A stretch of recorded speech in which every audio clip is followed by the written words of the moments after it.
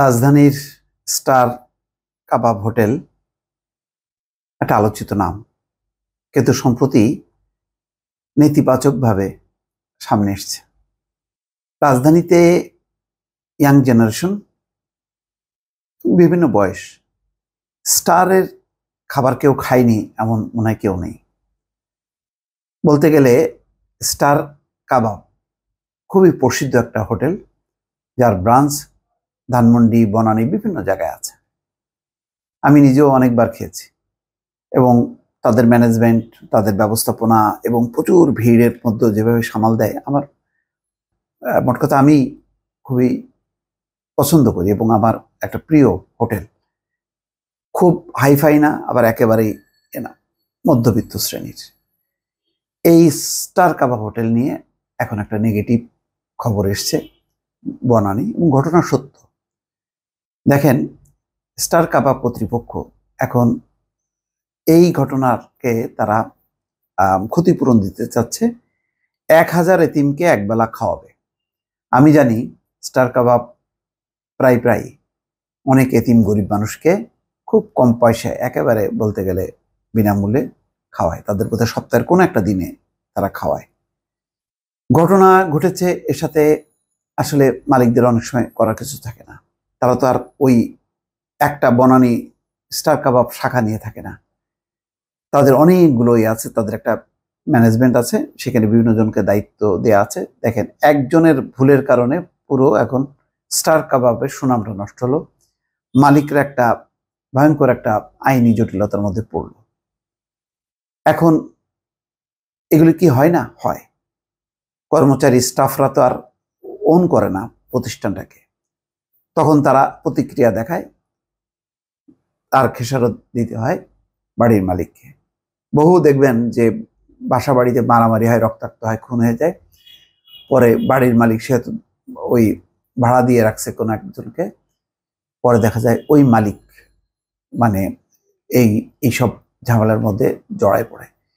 আমার ধারণা যে স্টার কাবাব কর্তৃপক্ষের ক্ষেত্রেও সেটাই হয়েছে, যে এদের ম্যানেজার বা স্টাফদের ভুলের কারণে আজকে তারা খেসারত দিচ্ছে।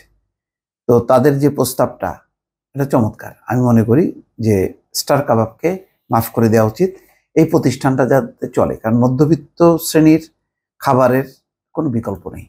কিন্তু ঘটনাটা ছিল এরকম যে স্টার কাবাবে মানে কাচ্চি বিরিয়ানির সাথে পচা এবং গন্ধ টিক্কা দেওয়ায়, এটা হয়তো ভুলে হতে পারে। স্টার কাবাব অনেক দিনের প্রতিষ্ঠান, তারা ওই পচা বাসি জিনিস সরবরাহ করবে এই কোনো স্কোপই নেই। মানে এত পরিমাণ মানুষ খাওয়া দাওয়া করে, প্রতিনিয়ত রান্না হচ্ছে, এটা হওয়ার কথা না। হয়েছে। তারপরও এখানে স্টার কাবাব অ্যান্ড রেস্টুরেন্টের সিইও SM মনিরুজ্জামান ক্ষমা চেয়েছেন, বলছেন যে এর প্রতিশ্রুতিনামা প্রকাশ করে তিনি বলছেন যে ক্ষমাস্বরূপ 1000 এতিমকে একবেলা খাওয়াবে স্টার কাবাব। গ্রাহক সালেম মোহাম্মদ রশিদ অলোককে প্রয়োজনীয় চিকিৎসা ব্যয় এবং ক্ষতিপূরণ তারা দিবে, সেটাও দিবে তারা। তারপরে 1000 এতিমকে খাওয়াবে।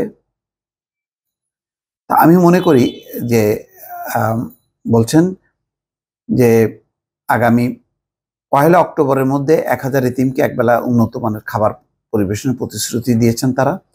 এর আগে স্টার কাবাবের ফেসবুক পেজে আনুষ্ঠানিকভাবে বিবৃতি দিয়ে দুঃখ প্রকাশ করেছে, সেই সঙ্গে পুনরায় এমন ঘটনা পুনরাবৃত্তি যাতে না হয় সেই প্রতিশ্রুতি দিয়েছে। বিবৃতি তারা বলছে, রোববার বিকালে আমাদের বনানী স্টার কাবাবে একজন সম্মানিত কাস্টমার, দেখেন বলছে সম্মানিত কাস্টমারের সঙ্গে একজন কর্মচারীর ভুল বুঝাবুঝি হয়েছে, যার প্রেক্ষিতে উদ্ভূত অনভিপ্রেত ঘটনার জন্য আমরা অত্যন্ত দুঃখিত, লজ্জিত।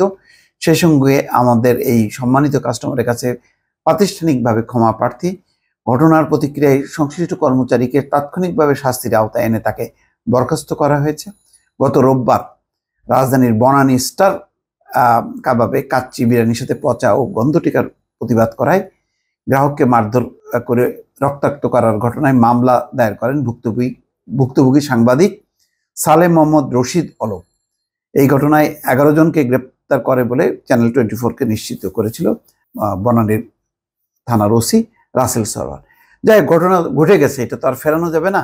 এখন এটা আমার মনে হয় যে মানে আপোষে মীমাংসা করে ফেলা উচিত। আর যে শাস্তি তো তারা দিয়েছে, ক্ষতিপূরণ এতিমকে তারা খাওয়াবে। আর মানে এর মধ্য দিয়ে স্টার কাবাবকে ছাড় দেয়া হোক, মানে কারণ এটা এত মানুষকে প্রতিদিন সকাল দুপুর রাতে খাওয়াচ্ছে, তাদেরও তো কন্ট্রিবিউশন কম না। এসব বিবেচনা করে আমার মনে হয় যে এই তারা যত ক্ষতিপূরণ দিচ্ছে এগুলি একটা মীমাংসা করে স্টার কাবাবকে রেহাই দেওয়া হোক এই দায় থেকে। দর্শক ভালো থাকবেন, আল্লাহ হাফেজ।